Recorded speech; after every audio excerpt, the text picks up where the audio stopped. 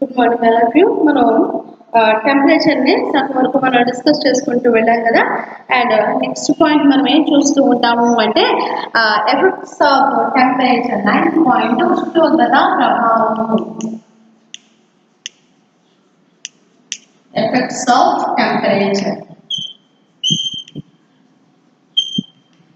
Okay, జీవులపై జీవ సముదాయంపై ఉష్ణోగ్రత యొక్క ప్రభావం ఏ విధంగా ఉంది అనేది మనం దీంట్లో ఈ పాయింట్లో మనం డిస్కస్ చేసుకుంటూ వెళ్దాం. ఓకే, అంటే జీవ సముదాయ జంతు సముదాయాల్లో జీవుల యొక్క నిర్మాణం పైన అండ్ శరీర ధర్మ క్రియల మీద కానీ వాటి యొక్క బిహేవియర్ మీద కానీ వాటి యొక్క విస్తరణ మీద కానీ ఉష్ణోగ్రత ప్రభావం అనేది కంపల్సరీ ఉంటుంది అనమాట. ఓకేనా, అంటే ఇక జీవవాణ వ్యవస్థలో జీవుల యొక్క మనుగడ మీద టెంపరేచర్ యొక్క ప్రభావం చాలా వరకు ఉంటుంది. ఓకేనా, ఆ ప్రభావం వేటి మీద మనం చూపుతూ ఉంటారంటే ఫస్ట్ ఒకటి ఏంటి అంటే జీవక్రియలపై ఉష్ణోగ్రత యొక్క ప్రభావం, మెటబాలిజం ప్రాసెస్ పై వీటి యొక్క ప్రభావం ఉంటుంది.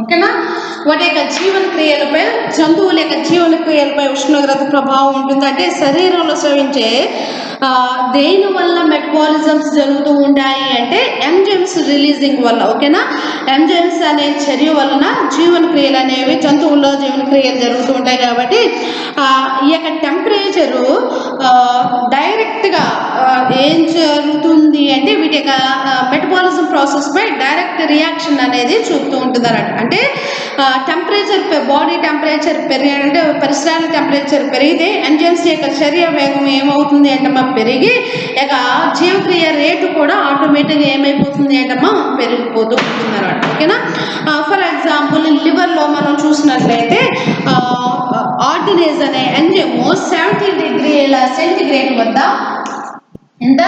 70 డిగ్రీల సెంటిగ్రేడ్ వద్ద ఇదేం చేస్తుంది అంటే ఒక సాధారణమైన జీవన క్రియలని నిర్వహిస్తూ ఉంటుంది. ఓకేనా, అండ్ ఇదే టెంపరేచరు 48 డిగ్రీస్ టెంపరేచర్కి స్లోగా పెరిగినట్లయితే ఆటోమేటిక్గా ఏం జరుగుతుంది అంటే ఈ యొక్క ఆర్డినేజ్ అనే ఎంజైమ్ యొక్క చర్య కూడా ఆటోమేటిక్గా పెరుగుతూ ఉంటుంది అన్నమాట. అంటే ఈ యొక్క 70 డిగ్రీ సెంటిగ్రేడ్ వద్దనము వాటి యొక్క మెటబాలిజం ప్రాసెస్ వాటి యొక్క చర్య అనేది ఎలా ఉంటుంది, చాలా నార్మల్గా జరుగుతూ ఉంటుంది. అదే టెంపరేచర్ 48 డిగ్రీ సెంటిగ్రేడ్ పెరిగితే ఆటోమేటిక్గా ఏం జరుగుతూ వస్తుంది అంటమ్మా వాటి యొక్క ఎంజైమ్ యొక్క చర్య అనేది కూడా పెరుగుతూ ఉంటుంది. కాబట్టి ఈ విధంగా ఆటోమేటిక్ ఇంకా 48 డిగ్రీస్ కన్నా ఎక్కువ సెంటిగ్రేడ్ టెంపరేచర్ జరిగితే ఆటోమేటిక్గా ఏం జరుగుతుంది అంటే ఇక ఎంజైమ్ చర్య అనేది ఆగిపోతూ ఉంటుంది. కాబట్టి ఈ యొక్క మెటబాలిజం ప్రాసెస్ ఎంజైమ్స్ యొక్క చర్య జీవుల యొక్క దేహంలో జరగాలంటే అది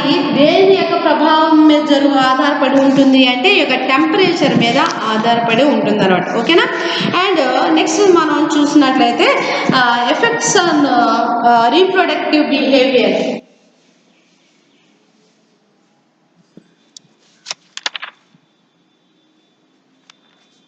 ఓకేనా, ఫస్ట్ ఇది ఎఫెక్ట్స్ ఆన్ మెటబాలిజం చూసాం.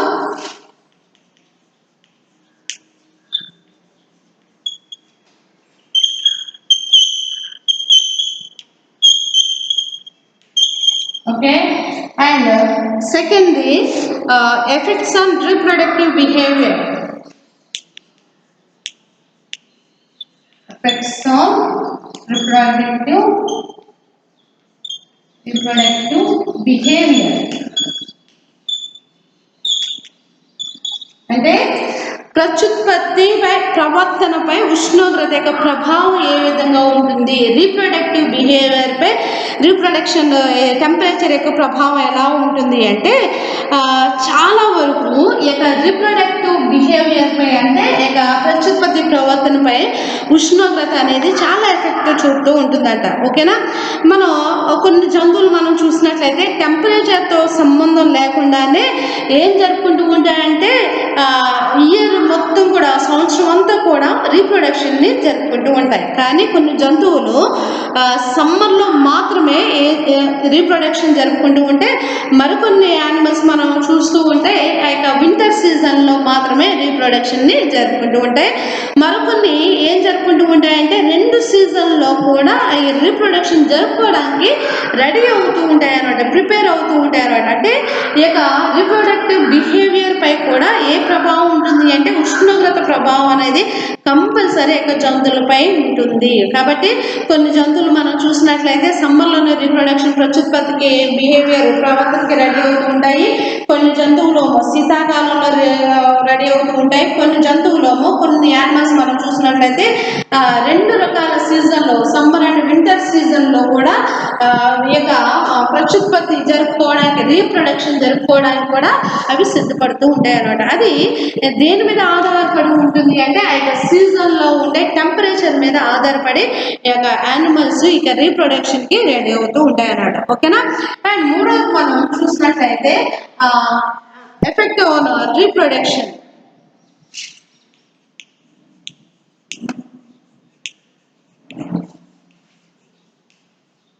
Effect on reproduction. ఓకేనా. ప్రత్యుత్పత్తిపై ఉష్ణోగ్రత యొక్క ప్రభావం మనం చూసినట్లయితే అండ్ కంపల్సరీ రీప్రొడక్షన్ పై ఇక టెంపరేచర్ యొక్క ఎఫెక్ట్ అనేది చాలా రకాలుగా ఉంటుంది.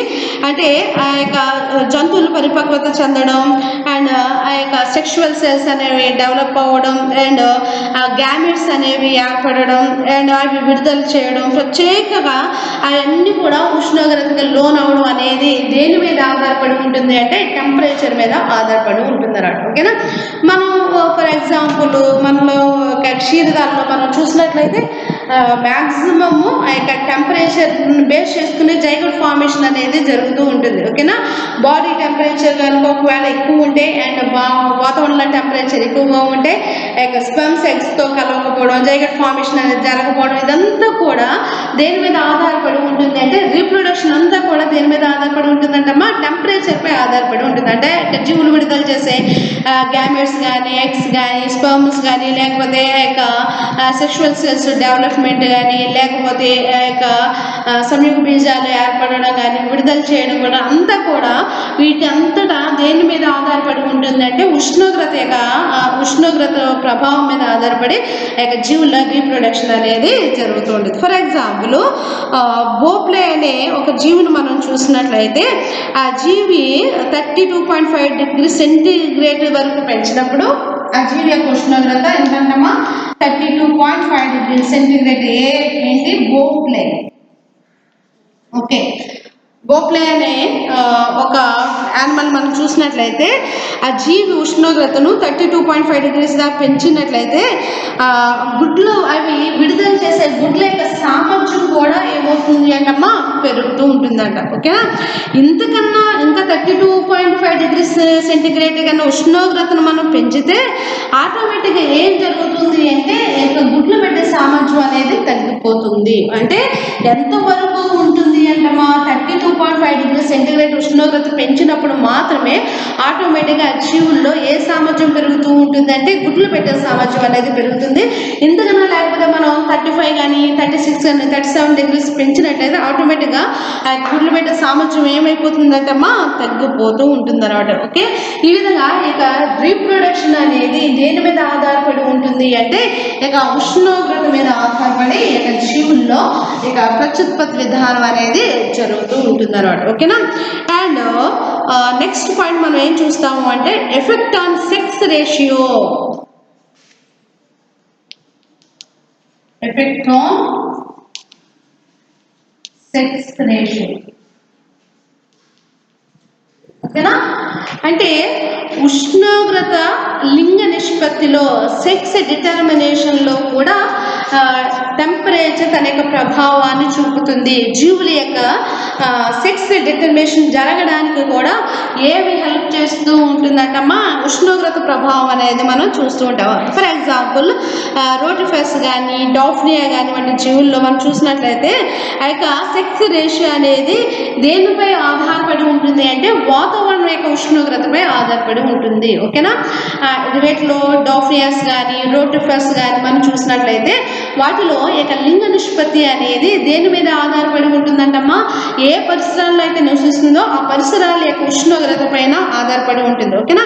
అంటే మనం చూసినట్లయితే ఒక నార్మల్ టెంపరేచర్ వద్ద డాఫ్నియా జీవులు ఏం చేస్తూ ఉంటాయి అంటే అనిషేక జననం ద్వారా ఎక్కువగా స్త్రీ జీవులుగా అవి అభివృద్ధి చెందుతూ ఉంటాయి. అదే ఉష్ణోగ్రత పెరిగితే ఆ యొక్క అండాలన్నీ ఫలదీకరణ చెంది అవి మళ్ళా ఎట్లా మార్పు చెందుతూ ఉంటాయంటమ్మా?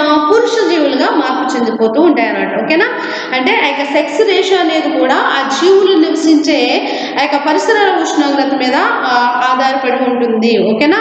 నార్మల్ డాఫ్నియాను మనం చూసినట్లయితే నార్మల్ టెంపరేచర్ వద్ద విడుదలైన అండాలన్నీ కూడా ఎలాగా అభివృద్ధి చెందుతూ ఉంటాయంటే స్త్రీ జీవులుగా అభివృద్ధి చెందుతూ ఉంటాయి. కానీ అదే ఉష్ణోగ్రత పెరిగిందంటే అవే అండాలు మళ్ళీ ఎట్లా మార్పు చెందుతూ ఉంటాయంటమ్మా? పురుష జీవులుగా ఏర్పడుతూ ఉంటాయి అన్నమాట. ఓకేనా?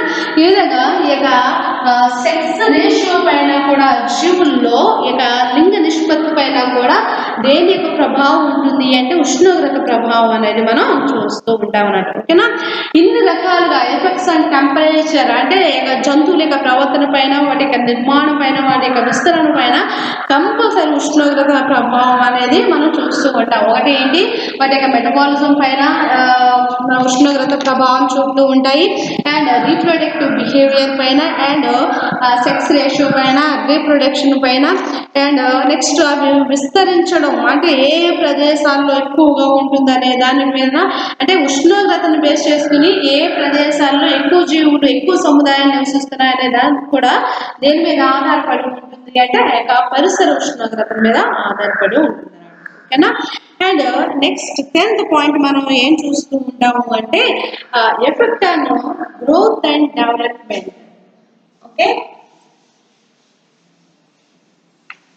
Effect on growth and development, పెరుగుదల అభివృద్ధిపై ఉష్ణోగ్రత యొక్క ప్రభావము. Effect on growth and development.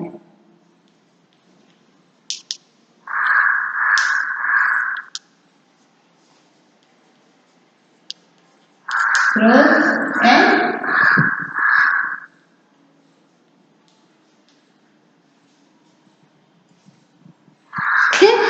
Effect on growth and development, ఉష్ణోగ్రత ప్రభావము యొక్క జీవ సముదాయం యొక్క పెరుగుదల పైన, అండ్ నెక్స్ట్ వాటి యొక్క అభివృద్ధి పైన ఏ విధంగా ఉంటుంది అనేది మనం చూసినట్లయితే చాలా రకాల జీవుల యొక్క జీవిత చరిత్రలో వేర్వేరు స్టేజెస్లో వాటి యొక్క గ్రోత్లో కానీ డెవలప్మెంట్లో కానీ కంపల్సరీ యొక్క టెంపరేచర్ అనేది వాటి యొక్క ప్రభావాన్ని చూపుతూ ఉంటుంది అన్నమాట. ఓకే, కొన్ని జాతుల్లో మనం చూసినట్లయితే కొన్ని సమయాల్లో చాలా ఫాస్ట్గా, కొన్ని సమయాల్లో చాలా స్లోగా ఏం జరుగుతుంది అంటమ్మా? రీప్రొడక్షన్ దేనిపై ఆధారపడి ఉంటుంది అంటే రీప్రొడక్షన్ యొక్క డెవలప్మెంట్ దేనిపై ఆధారపడి ఉంటుంది అంటే టెంపరేచర్పై ఆధారపడి ఉంటుంది అన్నమాట. కొన్ని జాతుల్లో కొన్ని సమయాల్లోనేమో చాలా ఫాస్ట్గా రీప్రొడక్షన్ జరుపుకుంటూ ఉంటాయి, కొన్ని సమయాల్లోమో చాలా స్లోగా ప్రత్యుత్పత్తిని జరుపుకుంటూ ఉంటాయి. అదంతా కూడా దేని మీద ఆధారపడి ఉంటుంది అంటే ఆ యొక్క ఉష్ణోగ్రత పైన ఆధారపడి ఉంటుంది అన్నమాట. ఓకే, ఫర్ ఎగ్జాంపుల్ మనం చూసినట్లయితే ఉష్ణ ప్రాంతాల్లో యొక్క భూమి మీద నివసించే జీవుల యొక్క పెరుగుదల మనం స్ప్రింగ్ సీజన్ రాగానే మొదలై అండ్ సమ్మర్ సీజన్ వచ్చేసేటప్పటికి పూర్తిగా ఏమైపోతాయంటే మా జీవులన్నీ కూడా పూర్తిగా అభివృద్ధి చెందిపోతూ ఉంటాయి అన్నమాట. అలాగే సమశీతల ప్రాంతాల్లో మనం బాగా మంచు కురిసే ప్రాంతాల్లో మనం చూసినట్లయితే వాటి యొక్క గ్రోతింగ్ అనేది ఎక్కువగా స్ప్రింగ్ సీజన్లో ఎక్కువగా ఉంటుంది. సమ్మర్ సీజన్కి వచ్చేసేటప్పటికి వాటి యొక్క అభివృద్ధి అనేది ఎలా ఉంటుందంటమ్మా అంటే వాటి యొక్క గ్రోత్ పెరుగుదల అనేది ఎలా ఉంటుందంటమ్మా చాలా తక్కువగా ఉంటుంది అన్నట్టు. అంటే ఉష్ణ ప్రాంతాల్లో పెరిగే యొక్క జీవుల్లో ఎక్కువగా వేసవికాలంలో టెంపరేచర్ ఎలా ఉంటుంది? చాలా ఎక్కువగా ఉంటుంది. కాబట్టి ఆ యొక్క స్ప్రింగ్ సీజన్ నుంచి వాటి యొక్క పెరుగుదల ప్రారంభమై అండ్ సమ్మర్ సీజన్కి వచ్చేసేటప్పటికి బాగా అధిక పెరుగుదల జీవులు చూపిస్తూ ఉంటాయి. అదే సమశీతల ప్రాంతాల్లో మనం చూసినట్లయితే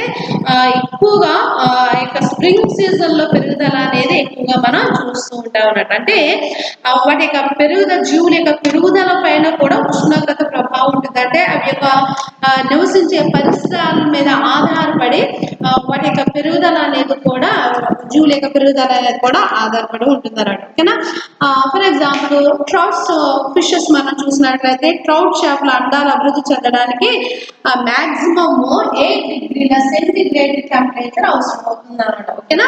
అండ్ ట్రౌట్ ఫిషెస్ విడుదల చేసే అండాలు డెవలప్మెంట్ జరగడానికి ఎంత డిగ్రీల సెంటిగ్రేడ్ టెంపరేచర్ అవసరం అవుతుంది అంటే 8 డిగ్రీల సెంటిగ్రేడ్ అనేది అవసరం అవుతుంది. కానీ అడల్ట్ స్టేజ్కి రావడానికి ఎంత డిగ్రీల సెంటిగ్రేడ్ అవసరం అవుతుంది అంటే 30 డిగ్రీల సెంటిగ్రేడ్ టు 60 డిగ్రీల సెంటిగ్రేడ్ టెంపరేచర్ అనేది వాటి యొక్క పెరుగుదల చూపడానికి ఇంత టెంపరేచర్ అనేది అవసరం అవుతూ ఉంటుంది అనమాట. అంటే అండాలు జస్ట్ ఆ యొక్క బాల్ ఫింగర్లింగ్స్ గా మారడానికి 8 డిగ్రీ సెంటిగ్రేడ్ అవసరం అవుతాయి. అండ్ అవి అడల్ట్ స్టేజ్ గా మారడానికి ఏంటంటే 13 to 18 degree 16 degree centigrade temperature ఇక ట్రౌట్ ఫిషెస్ లో అవసరం అవుతూ ఉంటుంది అనమాట. ఓకేనా. అండ్ కాడ్ ఫిషెస్ లో మనం చూసినట్లయితే కాడ్ ఫిషెస్ లో -1 డిగ్రీ సెంటిగ్రేడ్ వద్ద ఇక అండాలు అనేవి అభివృద్ధి చెంది అండ్ 14 డిగ్రీల సెంటిగ్రేడ్ వద్ద అవి పూర్తిగా డెవలప్ అవుతూ ఉంటాయి అన్నమాట. ఓకేనా. కాబట్టి వీటి యొక్క డెవలప్మెంట్ గ్రోత్ కూడా ఆ యొక్క జీవుల యొక్క పెరుగుదల వాటి యొక్క అభివృద్ధి కూడా దేని మీద ఆధారపడి ఉంటుంది అంటే పూర్తిగా ఆ యొక్క పరిసరాల్లో ఉండే ఉష్ణోగ్రత మీద ఆధారపడి ఉంటుంది. ఓకేనా. ఉష్ణోగ్రతను ఆధారంగా చేసుకుని వాటి యొక్క పెరుగుదల ఉంటుంది. ఉష్ణోగ్రతను ఆధారంగా చేసుకుని ఆ యొక్క అండాల అభివృద్ధి అవి ఫింగర్లింగ్స్ నుంచి బాల్య దశ నుంచి అడల్ట్ స్టేజ్ ప్రౌఢ దశకు వచ్చేసే వరకు కూడా దేని ప్రభావం యొక్క జీవులపై చూపుతూ ఉంటుంది అంటే ఈ యొక్క టెంపరేచర్ యొక్క ప్రభావం యొక్క జీవులపై చూపుతూ ఉంటుంది అన్నమాట. ఓకేనా. అండ్ మ్యాక్రల్స్ మనం చూసినట్లయితే మ్యాక్రల్స్ యొక్క చేపల యొక్క అండాలు ఎక్కడ స్టార్ట్ అవుతూ ఉంటాయంటే 10 డిగ్రీల సెంటిగ్రేడ్ వద్ద అభివృద్ధి చెందడం మొదలుపెట్టి అండ్ 21 డిగ్రీ సెంటిగ్రేడ్ వద్ద అవి అభివృద్ధి చెంది పూర్తిగా పెద్దగా పెరిగిపోతూ ఉంటాయి అన్నమాట. ఓకేనా. అండ్ ఇది టెంపరేచర్ ఏమైనా 25 డిగ్రీ సెంటిగ్రేడ్ వద్ద టెంపరేచర్ పెరిగితే ఆటోమేటిక్ గా ఏమవుతుంది అంటే వాటి యొక్క డెవలప్మెంట్ అంతా కూడా ఏమైపోతుందంటమా ఆగిపోవడం అనేది మనం చూస్తూ ఉంటాం అన్నమాట. ఓకేనా. అంటే కరెక్ట్ టెంపరేచర్ ఉన్నప్పుడే యొక్క జీవుల యొక్క డెవలప్మెంట్ కూడా ఆధారపడి ఉంటుంది. వాటిలో చేంజెస్ ఏమి కలిగినా కూడా ఆటోమేటిక్ గా డెవలప్మెంట్ కూడా ఏమైపోతూ ఉంటుందంట మనకి జీవుల యొక్క డెవలప్మెంట్ కూడా ఆగిపోతూ ఉంటుంది అనమాట. ఓకేనా. దీన్ని effect of growth and development గా మనం చూస్తూ ఉంటాం. ఓకేనా. అండ్ నెక్స్ట్ మనం చూసినట్లయితే ఎఫెక్ట్ ఆన్ డిస్ట్రిబ్యూషన్ విస్తరణలో ఉష్ణోగ్రత ప్రభావము.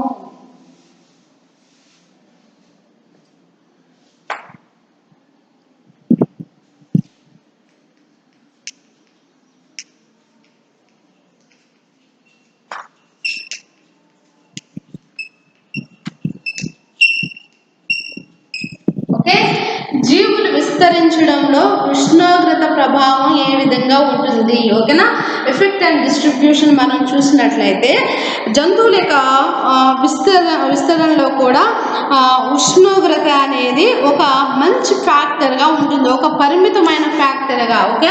అంటే ఒక కంట్రోలర్ ఫ్యాక్టర్గా ఇక డిస్ట్రిబ్యూషన్ జరగడానికి కూడా జంతువుల డిస్ట్రిబ్యూషన్ జరగడానికి కూడా ఉష్ణోగ్రత అనేది పనిచేస్తూ ఉంటుంది. ఓకేనా. ఫర్ ఎగ్జాంపుల్ మనం చూసినట్లయితే లో రేంజ్ ఉష్ణోగ్రతలో కొన్ని జంతువులు కొన్ని ప్రత్యేక ప్రాంతాలకు మాత్రమే పరిమితమై ఉంటాయి అన్నమాట. అంటే అక్కడ రేంజ్ ఎలా ఉండాలి అంటే చాలా తక్కువ రేంజ్లో ఉన్నప్పుడు మాత్రమే ఆ యొక్క ప్రాంతాల్లో కొన్ని జంతువులు మాత్రమే పరిమితమై ఉంటాయి. అంటే ఆ యొక్క రేంజ్ని తట్టుకుని నివసించగల జంతువులు మాత్రమే ఆ యొక్క ప్రాంతాల్లో నివసిస్తూ ఉంటాయి. ఓకేనా. అంటే మనం సీలెంట్ రేట్స్లో మనం చూస్తాం కదా, కోరల్స్ మనం చూసినట్లయితే ఆ కోరల్స్ చాలా ఆరోగ్యవంతమైన కోరల్స్గా ఏర్పడాలంటే కంపల్సరీ వాటికి ఏది అవసరం అవుతుంది అంటే టెంపరేచర్ అనేది అవసరం అవుతుంది. కాబట్టి ఆ యొక్క టెంపరేచరు ఎక్కువ లేదా తక్కువగా ఉన్నా కూడా అవి ఏం వాటి యొక్క మనుగడని అవి సాగించలేవు అన్నట్టు. కోరల్స్కి కరెక్ట్ టెంపరేచర్ అనేది ఉండాలి. ఆ యొక్క టెంపరేచర్లో ఎక్కువైనా తక్కువైనా కూడా ఆటోమేటిక్గా ఈ ప్రవాళాలు అనేవి ఏమైపోతూ ఉంటాయంటమ్మా చచ్చిపోతూ ఉంటాయి అన్నమాట. కాబట్టి ఇక వాటి యొక్క విస్తరణ చనిపోయింది అంటే ఆటోమేటిక్ వాటి యొక్క డిస్ట్రిబ్యూషన్ అనేది ఏమైపోతుంది ఆగిపోతుంది. ఉంటుంది. కాబట్టి ఆ యొక్క జీవుల డిస్ట్రిబ్యూషన్ జరగడానికి కూడా వేటి ప్రభావం ఉంటుంది అంటే టెంపరేచర్ యొక్క ప్రభావం అనేది చూపుతూ ఉంటుంది అన్నమాట. ఓకేనా. అండ్ నెక్స్ట్ పాయింట్ మనం ఏం డిస్కస్ చేస్తాము అంటే ఎఫెక్ట్ ఆన్ మాయిశ్చర్ అంటే గాలిలో తేమ యొక్క ప్రభావము. Effect on moisture. Okay. Effect and moisture మనం చూసినట్లయితే భూ పరిసరాల్లో అండ్ తేమకు ఉష్ణోగ్రత మధ్య చాలా దగ్గర సంబంధాన్ని మనం చూస్తూ ఉంటాం. ఇక మాయిశ్చర్కి అండ్ టెంపరేచర్కి చాలా దగ్గర రిలేషన్ని కలిగి ఉంటాయి అన్నమాట. ఓకేనా. ఉష్ణోగ్రత తేమ రెండు కూడా ఆ యొక్క జీవి యొక్క యాక్టివ్పై తన యొక్క ప్రభావాన్ని చూపుతూ ఉంటాయి, యాక్టివేషన్ పై. ఓకేనా. అంటే మాయిశ్చరు అండ్ టెంపరేచర్ కూడా చాలా దగ్గర రిలేషన్ కలిగి ఉంటాయి. అండ్ ఈ యొక్క పరిసరాల్లో ఆ యొక్క జీవుల యొక్క బిహేవియర్ పై కూడా లేకపోతే ఆ యొక్క జీవి యొక్క ప్రభావంపై మాయిశ్చర్ అండ్ టెంపరేచర్ కూడా చాలా ప్రభావాన్ని చూపుతూ ఉంటాయి అన్నమాట. ఓకేనా.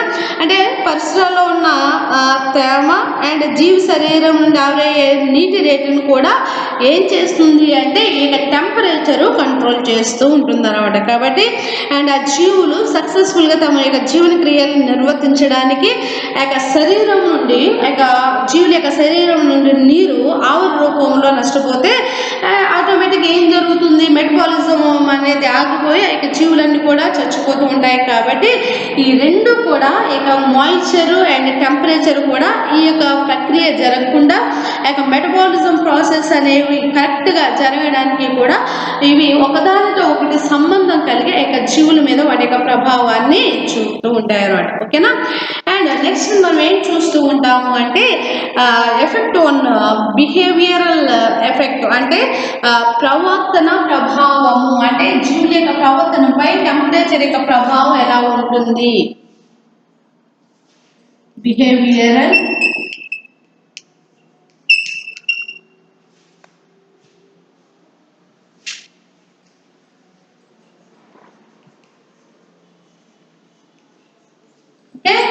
బిహేవియరల్ ఎఫెక్ట్ ఎలా ఉంటుంది అంటే వాటి యొక్క జీవుల యొక్క నిర్మాణ అనుకూలాలు ప్రవర్తన విధానాలని ఏది మోటివేట్ చేస్తుంది అంటే టెంపరేచర్ మోటివేట్ చేస్తుంది. అంటే ఇక జీవుల్లో ఎటువంటి నిర్మాణాలు ఏర్పడాలి లేకపోతే వాటి యొక్క బిహేవియర్ ఎలా ఉండాలి అనేది దేని మీద ఆధారపడి ఉంటుంది అంటే ఇక టెంపరేచర్ మీద ఆధారపడి ఉంటుంది. కాబట్టి వాటిని ఏం చేస్తుందంటే ఇక టెంపరేచర్ అనేది ప్రేరేపిస్తూ ఉంటుంది. కాబట్టి అండ్ ఫర్ ఎగ్జాంపుల్ మనం ఈ యొక్క శీతల ప్రాంతాల్లో నివసించే జీవులు ఉష్ణ ప్రాంతాల్లో నివసించే జీవుల కన్నా ఏం చేస్తూ ఉంటాయంటే చాలా ఎక్కువ కాలం జీవిస్తూ ఉంటాయి అన్నమాట. ఓకేనా.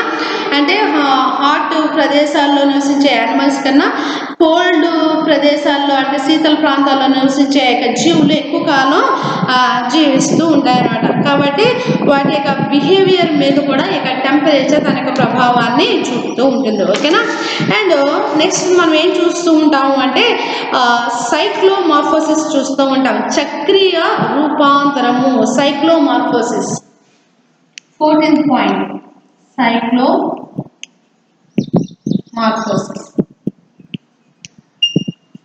ఓకేనా. చక్రీయ రూపాంతర మార్ఫోసిస్ జరగడం అంటే ఏంటంటే ఫర్ ఎగ్జాంపుల్ మన డాఫ్నీ అనే మనం చూసినట్లయితే డాఫ్నియాలో ఈ మార్ఫోసిస్ ప్రక్రియ ఎవరు మొట్టమొదటిగా ఐడెంటిఫై చేశారంటే 1939లో కుక్కర్ అనే శాస్త్రవేత్త 1939లో కుక్కర్ అనే శాస్త్రవేత్త మొట్టమొదటిగా డాఫ్నియాలో మార్ఫోసిస్ జరుగుతుంది. అది దేని ప్రభావంతో జరుగుతుంది అంటే టెంపరేచర్ ప్రభావంతో జరుగుతుంది అని మొట్టమొదటిగా 1939లో కుక్కర్ అనే శాస్త్రవేత్త ఐడెంటిఫై చేయడం జరిగింది అన్నమాట. ఓకేనా. అండ్ ఇక సీజన్స్లో ఇక ఉష్ణోగ్రత యొక్క ఎఫెక్ట్ దేనిలో మార్పులు వస్తాయంటే దానివల్ల వాటి యొక్క శరీరంలో మార్పులు జరగడాన్ని ఉష్ణోగ్రత ప్రభావం వల్ల ఆ యొక్క శరీరంలో మార్పులు జరగడాన్ని మనం ఏమని పిలుస్తూ ఉంటామంటామా సైక్లోమార్ఫోసిస్ అంటాం. మార్ఫోసిస్ అంటే రూపాంతరం జరగడం లేకపోతే మార్పులు జరగడాన్ని మనం ఏమంటామంటే సైక్లోమార్ఫోసిస్ అంటాం. అది దేని ద్వారా జరుగుతుంది అంటే టెంపరేచర్ ద్వారా జరగడాన్ని మనం సైక్లోమార్ఫోసిస్ ఉష్ణోగ్రత ప్రభావం వల్ల జీవుల యొక్క శరీరంలో మార్పులు జరగడాన్ని మనం ఏమని పిలుస్తూ ఉంటామంటమా సైక్లోమార్ఫోసిస్ అని మనం పిలుస్తూ ఉంటాం అన్నమాట. ఫర్ ఎగ్జాంపుల్ మనం చూసినట్లయితే ఒక డాఫ్నియాన్ మనం చూసినట్లయితే వింటర్ సీజన్లో ఆ యొక్క థొరాక్స్ భాగాన్ని కోల్పోయి అక్కడ ఏది ఏర్పడుతుందంటే గుండ్రని తల వంటి నిర్మాణం అనేది ఏర్పడుతూ ఉంటుంది. ఓకేనా. అండ్ స్ప్రింగ్ సీజన్కి వచ్చేసేటప్పటికి డాఫ్నియా శరీరం ఎలా అయిపోతుందంటమ్మా చాలా లావుగా అయిపోయి ఒక చిన్న థొరాక్స్ భాగాన్ని కలిగి ఉంటుంది. అదే సమ్మర్ సీజన్కి వచ్చేసేటప్పటికి ఎలా అయిపోతుందంటమ్మా ఇంకా జీవ్ శరీరం పొడవుగా సాగిపోతూ ఉంటుంది అనమాట. ఓకేనా. ఈ విధంగా యొక్క శరీరంలో ఉష్ణోగ్రత ప్రభావాన్ని బేస్ చేసుకుని జీవుల యొక్క శరీరంలో మార్పు జరగడాన్ని మనం ఏమని పిలుస్తూ ఉంటారు అంటే సైక్లోమార్ఫోసిస్ గా మనం చెప్పుకుంటూ ఉంటాం. ఓకేనా. అండ్ నెక్స్ట్ మనం చూసినట్లయితే అదర్ ఎఫెక్ట్స్ ఆఫ్ టెంపరేచర్, ఇతర ఉష్ణోగ్రత ప్రభావాలు. ఓకే, ఇవన్నీ మీరు నోట్ చేస్తున్నారు అనుకుంటున్నాను నేను.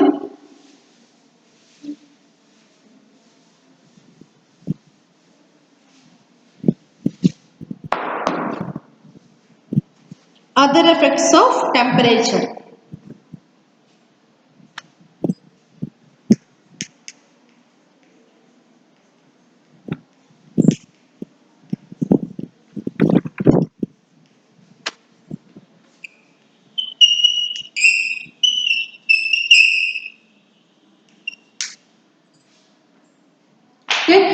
అదర్ ఎఫెక్ట్స్ ఆఫ్ టెంపరేచర్లో ఫస్ట్ మనం ఏం చూస్తూ ఉంటాం అంటే చిల్ కోమా.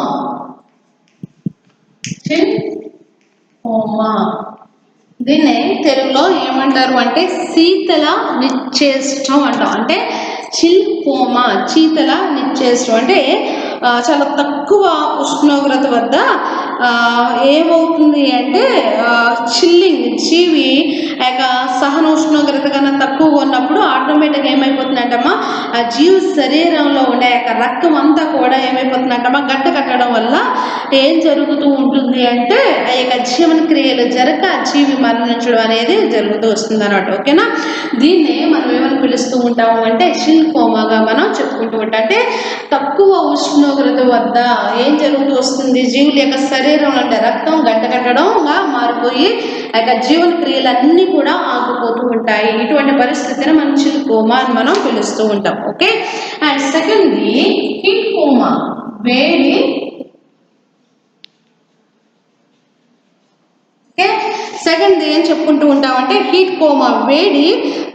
తెలుగులో దాన్ని వేడి మగతని మనం చెప్పుకుంటూ అంటే గరిష్ట సహన ఉష్ణోగ్రత కన్నా ఉష్ణోగ్రత దాటితే ఇక జీవ పదార్థాలు ఉండే ప్రోటీన్లు అన్నీ కూడా ఒక చోటకు చేరిపోయి ఆ యొక్క యాక్టివేషన్ అనేది కోల్పోయి మరణానికి దారి తీస్తూ ఉంటాయి అన్నమాట. దీన్ని మనం ఏమని పిలుస్తూ ఉంటామంటే హీట్ కోమాగా మనం పిలుస్తూ ఉంటాం. అంటే సహన ఉష్ణోగ్రత కన్నా ఎక్కువ ఉష్ణోగ్రత పెరిగిపోతే ఓకేనా ఆ యొక్క సైటోప్లాజంలో ఉండే ప్రోటీన్స్ అన్నీ కూడా ఒక గుంపుగా చేరిపోయి అండ్ ఆ యొక్క యానిమల్ యాక్టివేషన్ కోల్పోయి వెంటనే దేనికి దారి తీస్తుంది అంటే మరణానికి దారి తీస్తూ ఉంటుంది అన్నమాట. దాన్ని హీట్ కోమాగా మనం చెప్పుకుంటూ ఉంటాం. ఓకేనా.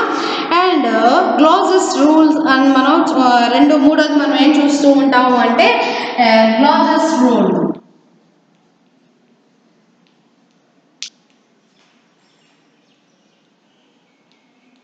ఓకే. దాన్ని తెలుగులో కూడా గ్లాజెస్ సిద్ధాంతము లేక గ్లాజెస్ సూత్రం అని కూడా మనం పిలుస్తూ ఉంటాం. అంటే ఉష్ణోగ్రతతో పాటు తేమ, కాంతి అండ్ మిగిలిన ఫ్యాక్టర్స్ కూడా దేని మీద ప్రభావాన్ని చూపుతూ ఉంటాయి అంటే ఆ యొక్క జీవుల యొక్క రంగు మీద ప్రభావాన్ని చూపిస్తూ ఉంటాయి అన్నమాట. ఓకేనా. ఇటువంటి వాతావరణంలో నివసించే కీటకాలు కానీ పక్షులు కానీ క్షీరదాలలో ఏం జరుగుతుంది అంటమ్మా ఆ యొక్క దేహవర్ణంలో మార్పులు వచ్చి అండ్ శీతాకాలంలో వాటి యొక్క దేహవర్ణంలో ఒక రకంగాను వేసవికాలం వచ్చేసేటప్పటికి ఆటోమేటిక్గా అది ఎలా మారిపోతుంది డార్క్గా మారిపోతూ ఉంటుంది అనమాట. దీన్ని మనం గ్లాజెస్ రూల్ అని కూడా మనం పిలుస్తూ ఉంటాం. అంటే ఉష్ణోగ్రత ప్రభావం వల్ల ఆ యొక్క జీవుల యొక్క దేహవర్ణంలో చేంజెస్ రావడాన్ని మనం ఏమని పిలుస్తూ ఉంటారంటే గ్లాజెస్ రూల్స్ అంటాం. అంటే దీన్ని కూడా ఆ యొక్క దేహవర్ణంలో మార్పు కూడా దేని మీద ఆధారపడి ఉంటుందంటే టెంపరేచర్ మీద ఆధారపడి ఉంటుంది. ఓకేనా. అండ్ నాలుగోది జోర్దాన్ రూల్. జోర్దాన్ రూల్, ఓకేనా. జోర్దాన్ రూల్ ఇది ఏంటి అంటే బాహ్యంగానే కాకుండా జీవుల శరీరం లోపల యొక్క ఆర్గాన్స్ పైన కూడా ఉష్ణోగ్రత యొక్క ప్రభావం అనేది ఉంటుంది. అది మనం చూసినట్లయితే ఎక్కువగా కోల్డ్ వాటర్లో నివసించే చేపల కన్నా కొంచెం హీట్ వాటర్లో నివసించే అదే జాతికి సంబంధించిన చేపల యొక్క రిబ్స్ ఎలా ఉంటాయంటే ఆ యొక్క బోన్స్ ఎలా ఉంటాయంటే చాలా తక్కువగా ఉంటాయి అన్నమాట, ఓకేనా. దీన్ని మనం జోర్దాన్ రూల్ అని మనం పిలుస్తూ ఉంటాం. అంటే ఏంటంటే అవుటర్గానే ఉష్ణోగ్రత యొక్క ప్రభావం అవుటర్ ఎక్స్టర్నల్ క్యారెక్టర్స్ మీదే కాకుండా ఇంటర్నల్ ఆర్గాన్స్ మీద కూడా వాటి యొక్క ప్రభావాన్ని చూపడాన్ని మనం ఏమని చెప్పుకుంటూ ఉంటామంటే జోర్దాన్ రూల్గా మనం చెప్పుకుంటూ ఉంటాం, ఓకేనా. అండ్ నెక్స్ట్ మనం ఏం చూస్తూ ఉంటాము అంటే ఎల్లెన్ ప్రిన్సిపల్స్. Next ఫిఫ్త్ది ఎల్లెన్ principles.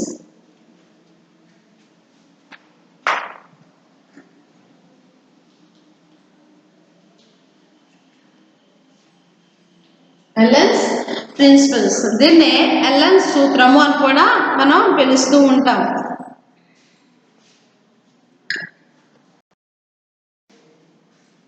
ఓకే.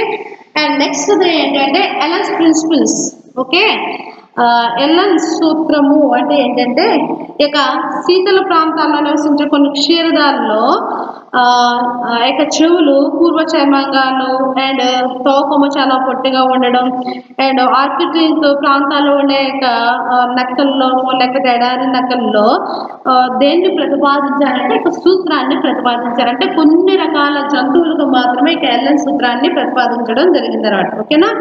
వీటి వల్ల ఏంటి అంటే ఇక పూర్వాంగాలు చర్మాంగాలు కూడా చాలా పొట్టిగా తయారవడం, అది దేన్ని బేస్ చేసుకుని అంటమా టెంపరేచర్ని బేస్ చేసుకుని వాటి యొక్క జీవుల యొక్క పూర్వాంగాలు కానీ చర్మాంగాలు కూడా అన్నీ కూడా ఎలా ఉంటాయంటే వాటి యొక్క సైజులో చాలా పొట్టిగా మారిపోవడాన్ని వీళ్ళు గమనిస్తూ వచ్చారనమాట, ఓకేనా. అండ్ లాస్ట్ మనం ఏం చూస్తూ ఉంటాము అంటే Bergman rules. 6th Bergman rule, ఓకేనా.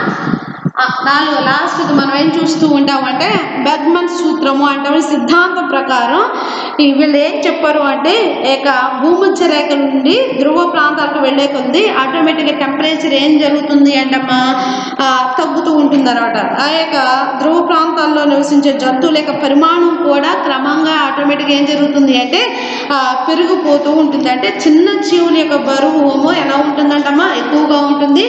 అండ్ జంతువుల్లో ఉపరితల ప్రాంతంలో నివసించే జీవుల యొక్క బరువు ఎలా ఉంటుంది అంటే తక్కువగా ఉంటుంది. కాబట్టి ఇది కూడా దేని మీద ఆధారపడి ఉంటుంది అంటే వాటి యొక్క బరువు యొక్క పెరుగుదల కూడా ఉష్ణోగ్రత మీద ఆధారపడి ఉంటుందని ఎవరు బెర్గ్మన్ అనే శాస్త్రవేత్త ప్రతిపాదించాడు. కాబట్టి దీన్ని బెర్గ్మన్ రూల్స్గా మనం చెప్పుకుంటూ ఉంటాం అన్నట్టు, ఓకేనా.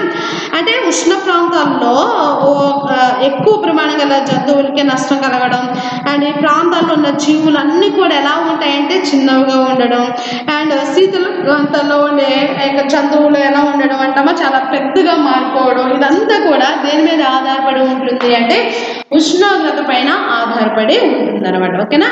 ఈ విధంగా అదర్ ఎఫెక్ట్స్ ఆఫ్ టెంపరేచర్ అంటే చిల్ కోమా కానీ హీట్ కోమా కానీ అండ్ గ్లోసెస్ రూల్స్ కానీ జోర్దాన్ రూల్ కానీ ఎల్లెన్స్ ప్రిన్సిపల్స్ కానీ అండ్ బెర్గర్స్ రూల్స్ ఇవన్నిటి మీద వీటి యొక్క ప్రిన్సిపల్స్ అన్నిటి మీద కూడా అంటే వాళ్ళ యొక్క సూత్రాల ప్రకారం వాళ్ళు చెప్పిన ఆ యొక్క అంశాల మీద కూడా దేని యొక్క ప్రభావం ఉంటుంది అంటే టెంపరేచర్ యొక్క ప్రభావం అనేది ఉంటుంది. కాబట్టి ఈ యొక్క జీవావరణ వ్యవస్థలో జీవ సముదాయాల మనుగడకు ఉష్ణోగ్రత అనేది మనం ఎలా చెప్పుకుంటూ వచ్చాము అంటామో ఒక ప్రధానమైన కారణంగా మనం చెప్పుకుంటూ వచ్చాం, ఓకేనా.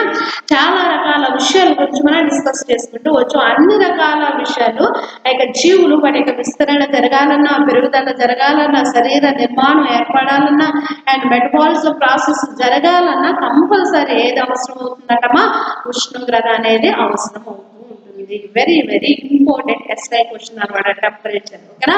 ఎకాలజీ నుంచి ఇవ్వబడే బెస్ట్ ఇంపార్టెంట్ క్వశ్చన్గా మనం దీన్ని చూస్తూ ఉంటాం, ఓకే. రేపటి క్లాస్లో రేపటి టాపిక్ లైఫ్ని మనం డిస్కస్ చేసుకుంటూ వెళ్దాం, ఓకే.